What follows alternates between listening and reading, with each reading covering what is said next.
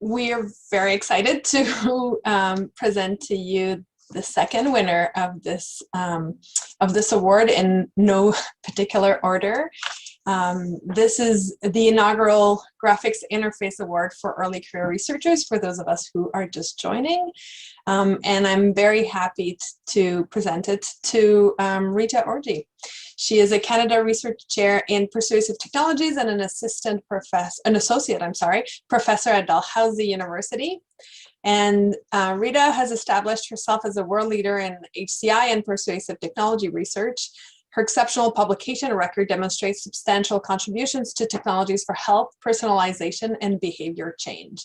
In addition to being a Canada Research Chair, recognitions for Rita's contributions include Best Paper Awards, numerous keynotes talks, and panel appearances, as well as being named one of the top 150 Canadian women in STEM.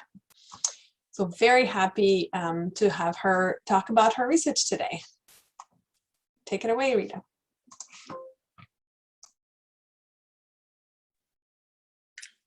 Hi, everyone. It's my voice coming through? Okay. Yes, yes. Hello, everyone. Thank you all for being here. I am very excited and honored to receive this award. I don't know how I feel. I really feel so honored to be recognized by my colleagues with this award. You know, I don't know, there are so many people that have contributed towards my journey of what I have become and what I would be. And I cannot really thank everyone, but I want to start by saying thank you to my family who believed in me when it was not a norm. And I said I'm gonna push ahead, and everybody was behind me. And there's people that have mentored me over the years. My supervisors from my PhD, Regan and Julita, and then to my colleagues and collaborators who have stood beside me and mentored me to be what I am today. I don't want to forget my students who are so amazing that none of this wouldn't have been possible without them. You know, when I receive an award like this, what comes to mind for me is 2010, when I was heading to Canada. This is what kind of 10 years x-ray of me and the journey so far. I like looking back at that because most times it's easy to forget what has come over the years. You know, the 2010 was exactly me at Venice Airport, Italy, when I was heading to Canada for my grad school. I mean, that was my first time. I didn't know anybody in Canada. It was just totally a journey of faith. And one thing stood out here is that, I mean, I was coming to Canada without even much knowledge of what the research is all about and what I'm going to be working on. And I didn't have any publication at this time. So it was all about, yeah, we're going to do it. I just have that conviction and that determination that things are going to work out. And 2012 and 14 was me at University of Saskatchewan doing my PhD. And then 2017 was doing my postdoc and searching for faculty position at University of Waterloo. And 2019 and 20, it's me at Dalhousie University. And I don't want to finish this without thanking my colleagues at Dalhousie University, and a special shout out to Derek, who's been a very senior colleague and mentor, and then been so supportive all the while. So with this, I'm gonna go on to try to show you a bit of an history of the kind of research I am excited about and the kind of thing I do. I remember coming to start my PhD. I mean, when I met my supervisors, the only thing I said is that I'm not exactly sure what I'm gonna work on. I only had a course about HCI during my master's. I felt like, oh, this looks like the kind of thing I want to work on, you know?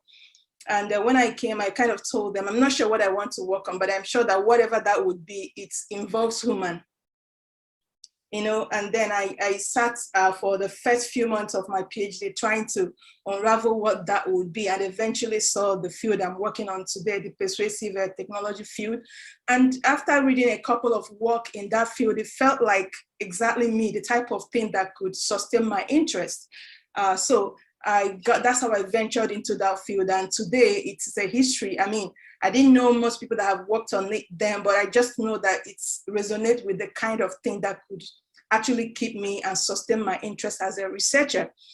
So at the Persuasive Computing Lab within the Dalhousie HCI group, I try to investigate, and me and my group investigate how to design interactive systems, such as mobile application, games, and web application, and all that, to support and motivate people for actions and causes that are beneficial to them and their communities. I tend to see my research in 3 different places. I see that one of them is where we call the personalization models. Here, I develop models for personalizing technologies to various user types using both objective and subjective data of users' behavior, their motivation, and their system use gathered using many means, including sensors, user studies, and interaction log. And the models can be used by designers to inform the personalization of their systems to suit the user group or the user type they are designing for. The second area of interest of work on is what we call technology for underserved population. I'm very passionate about designing technology for the underserved population. That is people that usually tech designers do not think about when they are designing.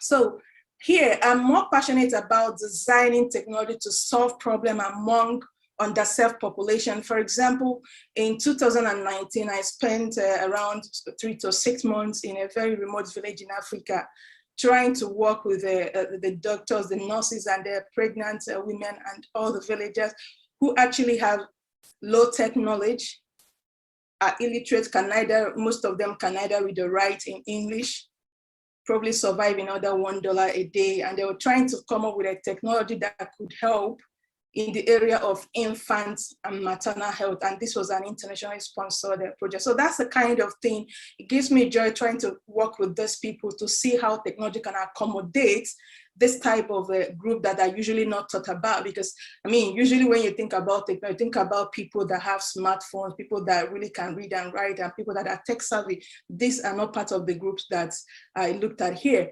So the third part of where I see my research is in technology for health and wellness.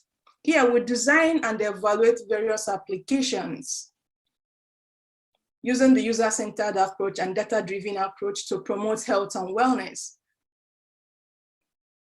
So my presentation today is mostly gonna come from this third category. And I'm gonna basically try to show you the various dimensions of what we do. But before, for the benefit of people who probably don't know what persuasive technology is, let me give you a bit of background. I'm sure that many of us here have used things, various applications to try to change our behavior or keep us on track. Things like activity trackers, calorie counters. So these are the type of thing we can actually call persuasive technology. So persuasive technologies are designed for the primary purpose of motivating people to adopt behaviors that are beneficial to them and their communities using various techniques. And the studies have actually shown that this type of technology can be effective. They find application in various domains, including safety and security, environmental sustainability, volunteerism and social action, and of course in health and wellness. And in the area of health and wellness, persuasive technology have been applied in managing addictive behaviors and discouraging risky behaviors, achieving personal wellness, managing disease, and making healthy choices, such as healthy eating and physical activity. So in the Persuasive Computing Lab, we try to investigate various ways that persuasive systems can be designed to increase their effectiveness. And one way we've done that is to investigate how these technologies can be personalized or tailored to individual users or user type. Let me give you an example. These 2 quotes are from 2 participants. The quotes we obtained while we were evaluating a persuasive application for discouraging risky alcohol drinking behavior. And the quote highlights the importance of personalizing technologies for health and wellness. And according to participant 3, and I quote, "The app allows me to see the short and long-term consequences of heavy drinking, and it is educational and motivates me to change. However, according to participant number 27, and I quote, "The application shows real life consequences. It is frightening and make me feel crappy and scared. I would quit using it." So with this in mind, we tend to look at the overall hypothesis that one size does not fit all, that tailoring persuasive systems can actually increase their effectiveness. And then we investigate the various ways that these applications can be tailored. And one of the applications I would show you today is how we have tried to tailor just-in-time applications to health condition. A typical recent application in that domain that we worked on is an application called Prosit. Prosit was developed in collaboration with a psychiatrist called Sandra Mayer at Dalhousie. And it is an application that was initially developed to help promote mental health and then monitor different things that impact people's mental health, and also give clinicians insight into how their patients are doing. So the mobile sensing app passively record daily life routine of people, thus making them aware of maladaptive behaviors that needs adjustment. It helps patients to get involved even in self-management. So the main motivation here is that psychiatrists often look for a way to gather data for the clinicians to monitor the clinical outcome of their patient. That is how their patients are doing. Assuming someone is having a mental health issue and has been coming to the hospital, the clinician wants to be able to monitor them even without having them come to the clinic all the time. So we hope also that the data can also be used to predict onset of mental health issues and facilitate timely intervention and help the patient to get timely help. And above all, we want to use this app to get patients involved in the self-management of their mental health, so that it's not only that what the clinician is telling them, they can also have input, be able to visualize their various behaviors that might have impact either positively or negatively in their mental health. So on a very more specific note, we use various inbuilt mobile sensors. The app is able to track over 20 different data points about people's behaviors, such as their movement, the sleep duration, the quality, the social interaction, and the emotion. We also track their location using things like GPS, the type of calls they make, that's whether they received or they are making the call, the SMS and the length of the SMS they send, nearness to other people, other applications users are using, such as are they using social media and other things. We also capture their emotion via speech sample. So what is interesting here is that we already designed this app and is being used by some people already tested on at the time before COVID came. So when COVID came and interrupted us, they come this social distancing and social isolation. We repurposed the app to study the impact of social distancing and the counterbalancing behavior on mental health.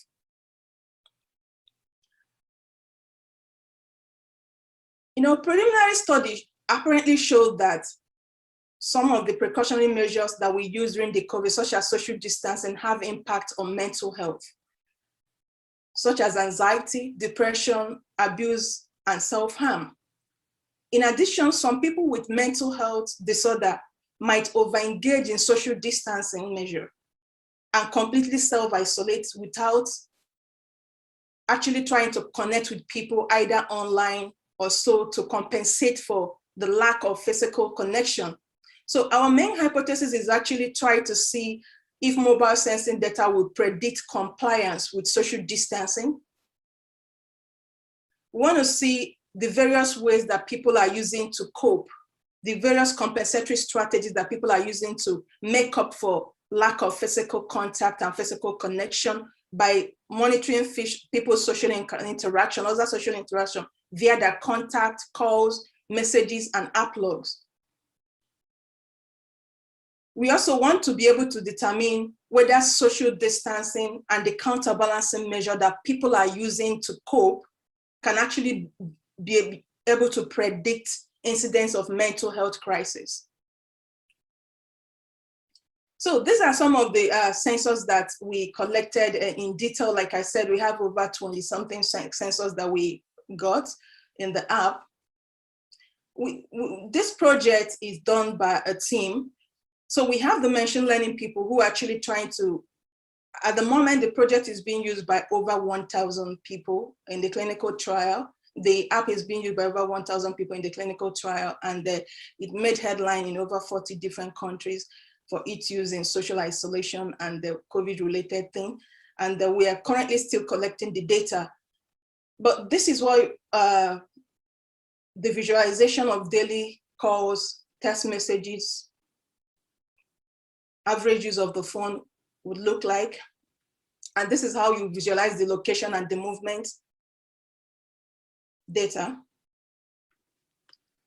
This is also how we visualize the nearby devices and record speech sample of the people for their emotion dictation. So the initial pilot study, the paper will be out in the next week, and you'll have one of the papers already published, so you can check it out. The initial pilot data shows that the app is effective. We observe that people with more severe depression are less mobile. That is meaning that they are more sedentary. However, in contrast, people with high anxiety symptoms are associated with high mobility. People with high depression symptoms have very few social interaction, such as a very few number of outgoing calls. Likewise, those with high anxiety also recorded fewer number of outgoing calls. We also saw from the preliminary data that poorer sleep quality was correlated with high depression score. Remember, people always have this, are always skeptical about anytime you talk about sensing data, tracking stuff like that, things about privacy, are people gonna use it, come to mind. We actually investigated whether that is applicable in our case, and we saw that majority of the participants perceived that mobile sensing app are either very or extremely helpful in managing mental health, especially during the COVID-19. And people with history of mental health disorder found that mobile sensing app to be helpful compared with those who do not have history of mental disorder. The perceived helpfulness of the mobile sensing app was also higher among people who experienced a stronger health impact of COVID-19. And those who are more knowledgeable about technology actually found the app to be more useful. So with respect to privacy and app acceptance and people's comfortability with using the app, we saw that like for app features, perceived control, trust in people behind the app, that's people who developed it and people who are using it, who are actually recommending it, had the most relevant impact on how comfortable people are with using mobile sensing app and their intention to accept app permissions. So people were more comfortable with sharing their data and more willing to take the risk of using the mobile sensing app if they like the features. And it is highly important for users that they can trust the people that provide access to the app to manage their data. They also want to be able to have control of how their data is used. So another way we've looked at how application can be tailored, this is a very recent work, so I'm just gonna touch it briefly, is how it can be tailored to user stage of change. You know, there's a popular theory that people move through various stages of change to be able to arrive at a desired behavior. It is not an automatic process. It undergoes through stages: pre-contemplation, contemplation, preparation, action, and maintenance. Our CHI 2021 paper actually investigated this. You can check that out. However, in this particular case, which I'm going to present, is that we designed an application which we call COVID COVID-19 Pac-Man. Apparently, this application was designed by my master's student, is aimed at creating awareness about COVID-19 and then motivating people to adhere to the precautionary measures.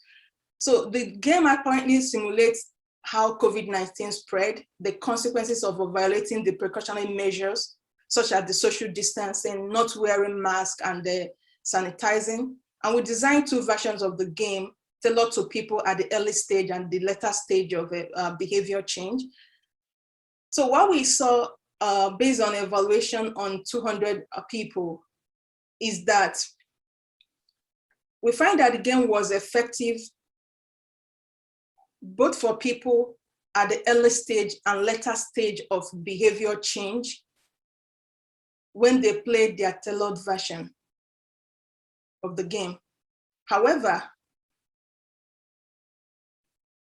it was not as effective for those in both early stage and later stage that played the untailored version of the game. We also believe that culture is an important aspect that needs to be considered when designing persuasive application. And one of the ways that we showed that is by designing a game called STD Pong. So STD Pong was designed by one of my master's students. It is an African-centric persuasive game for discouraging risky sexual behaviors among African youths, designed by one of my master's students. And in many parts of Africa, just to give you some context, sex is still treated as something sacred and not to be talked about. It's not a popular topic, and hence people are often naive and make a lot of mistakes when they encounter situation. So in STD Pong, we targeted some of the conflicting belief about sex and sexual risky behaviors among African youths, including the use of contraceptives such as condom and the reality and seriousness of sexually transmitted disease. We tailored STD Pong to be appropriate for the African audience in many ways. For example, the game narrative, the storylines, the in-game characters, the skin tone, and the hairstyle, body shape, game environment, soundtrack, and other in-game objects apparently reflects Africanness. We iteratively developed both the game and the game objects in consultation with different stakeholders. So we modeled several sexually transmitted infections in the game, how they are transmitted, their symptoms, and how to get treated and tested, how to avoid them.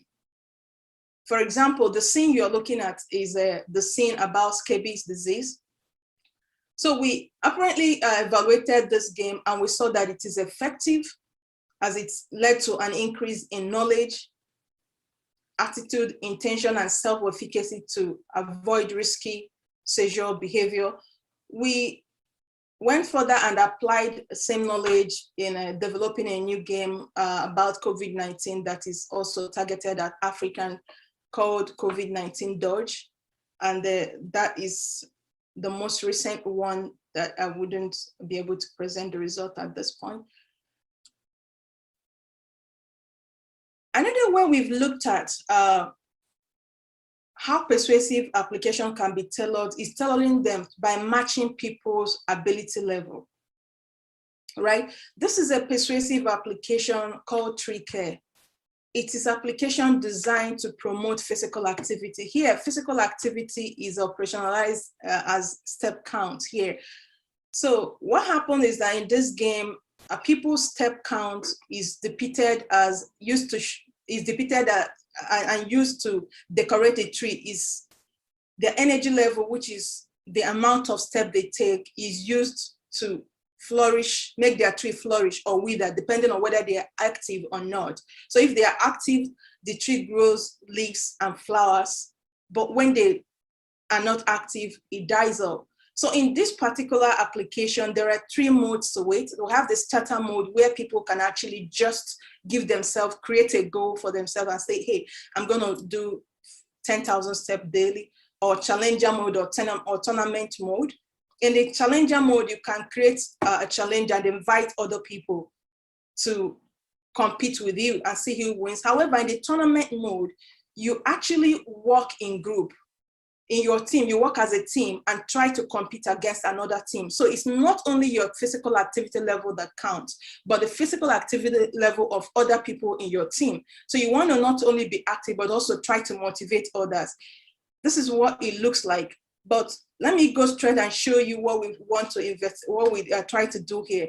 Like I said, matching people's ability level, how to form the best way to form a group to actually motivate each other to lead to the optimal performance is a continuous research challenge. So here, what we did is we tried to create 5 different groups. 3 of those groups consist of people that have similar activity level. For example, people in SO1, all of them are people with low activity level. SO3 and SO2 are people with moderate activity level. However, MO1 and MO2 comprises of members with dissimilar, that is mixed activity level, a combination of low, moderate, and high activity.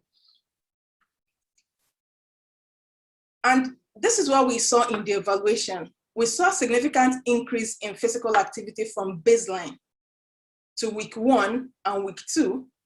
However, that is not all. Next, we examine users' collective performance within each group and compare it with the baseline.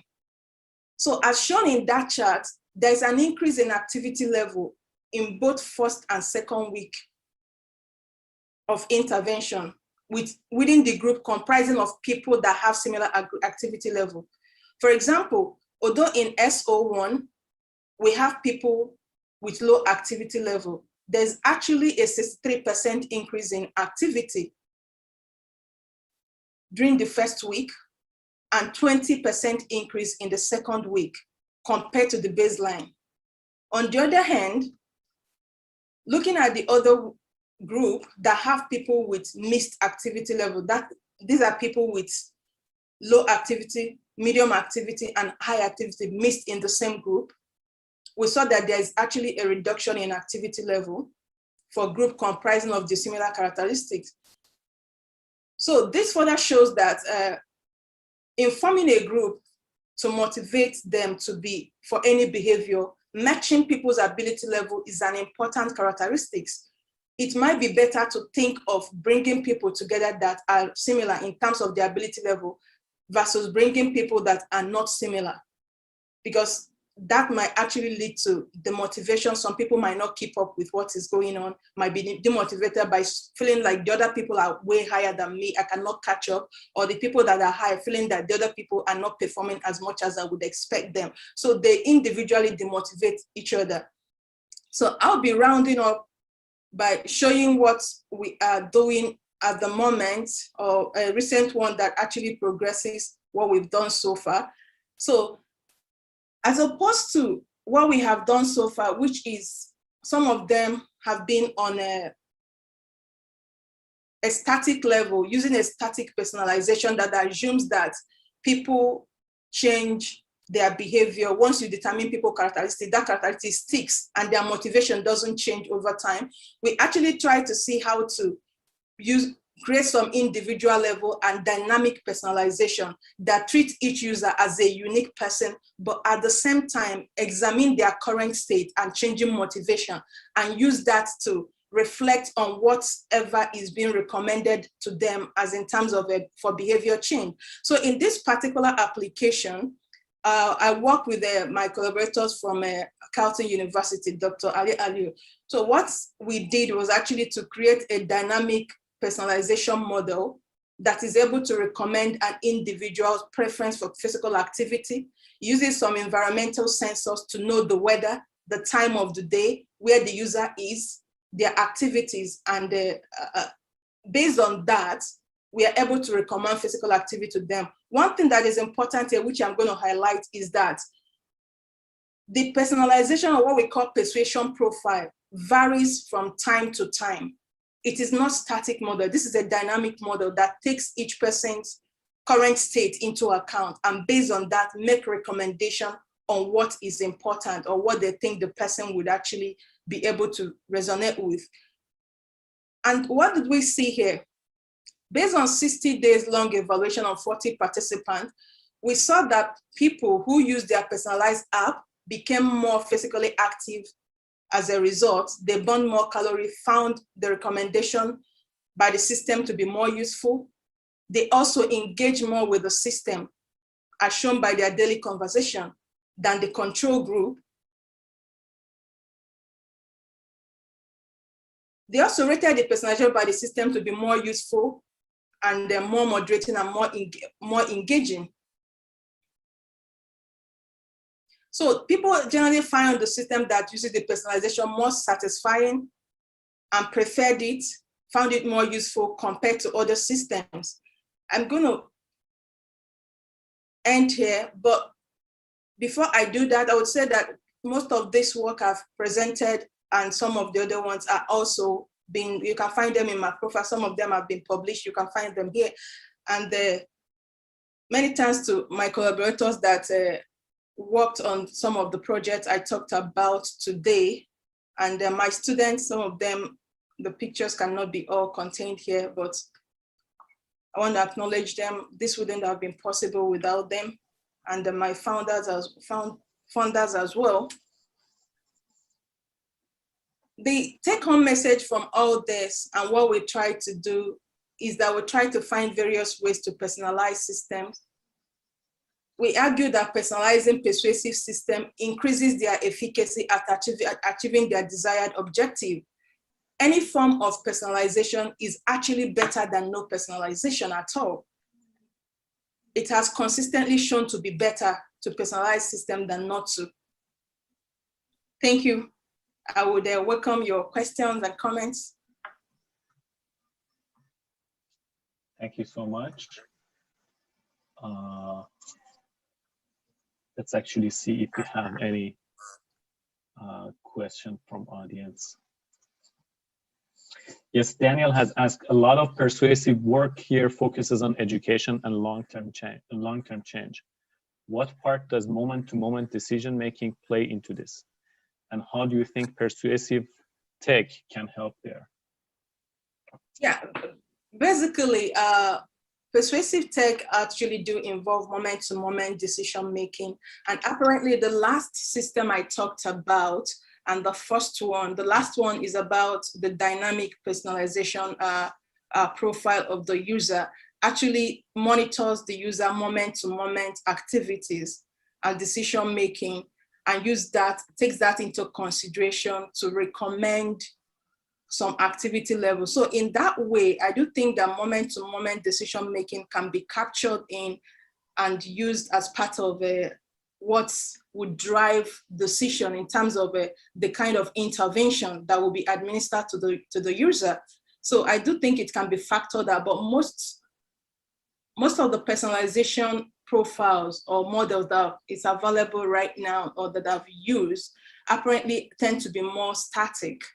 So what we are moving towards right now is a dynamic model that is able to capture that moment-to-moment decision-making, because we actually think there are so many factors that would influence what works for one from one moment to another, including things like mood changes and other things that happen moment to moment. That's what we call the current state of the person.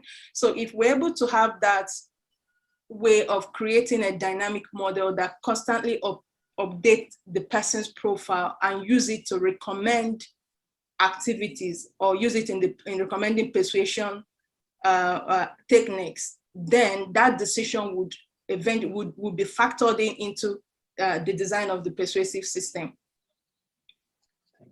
Thank you so much. Very nice answer. So sometimes the learning contents are pretty dry, right? So how do you make sure that if you want to make a game, that the game is still engaging and people can learn the dry content, but at the same time, they can play and enjoy the game? Yeah, there's always that tension on trying to balance the fun aspect of the game and the serious aspect of it. The serious aspect is the aspect that has to do with the learning right? And arguably, the main reason why people actually play game is to have fun. So because it is game, it has to be fun, but at the same time, you have to find a way to design it so that the fun element does not really cover up the learning that needs to occur. We have actually tried to do that in several ways. One of the ways you can keep the game continuously engaging, but at the same time, why people learn, is to do what we call incremental release. That's more like features, keep releasing some, making some changes, incremental updates of the game, more like think of what they do in Pokemon Go, where they constantly release new features that actually make the game more attractive and engaging. And another thing we've done actually is trying to see how we can a bit separate not necessarily separate, or trying to integrate the learning as part of the fun. So as opposed to having a decoupled application where the fun aspect of the game is different from the learning that needs to occur. There are creative ways you can create the game so that what people need to learn in game actually is part of what makes the game fun. So in this way, it's not like two different things. They are one thing and the other. But yeah, I do agree with you that there's always that tension of trying to balance the learning and then the fun aspect of the game. But with a good design, the learning becomes some part of the fun that become part of the things that makes the game fun. But it involves some creativity and some iteration, trying to make sure that you arrive at that instead of designing a decoupled application where the fun is different from the learning that needs to occur. Thank you so much.